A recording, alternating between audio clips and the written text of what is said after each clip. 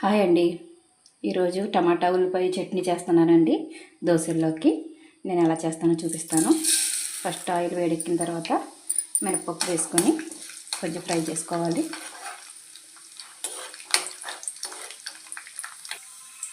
కొద్దిగా ఫ్రై అయ్యిందండి. ఇప్పుడు ధనియాలు,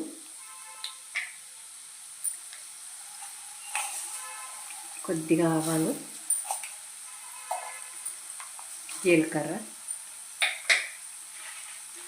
ఎండుమిరపకాయలు వేసుకొని బాగా వేసుకుందాము.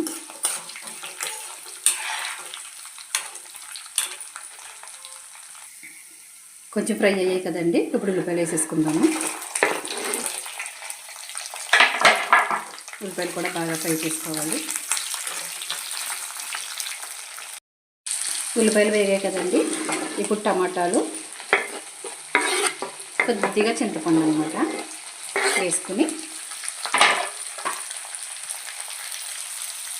సాల్ట్ వేసుకుని ఇప్పుడు బాగా వేసుకోవాలండి.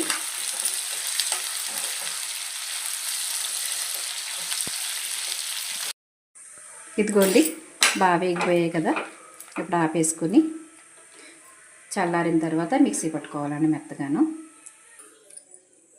ఇదిగో చూడండి, ఉల్లిపాయ టమాటా చట్నీ రెడీ అయిపోయింది.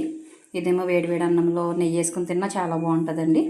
ఇదేమో దోశల్లోకి కొంచెం పలచగా చేశాను, అదే కొంచెం కలిపి వేరే తీసుకున్నాను అనమాట. ఒకసారి ట్రై చేసి చూడండి, చాలా టేస్ట్ ఉంటుందండి. మా వీడియో నచ్చితే కనుక లైక్ చేయండి, షేర్ చేయండి, సబ్స్క్రైబ్ చేసుకోండి.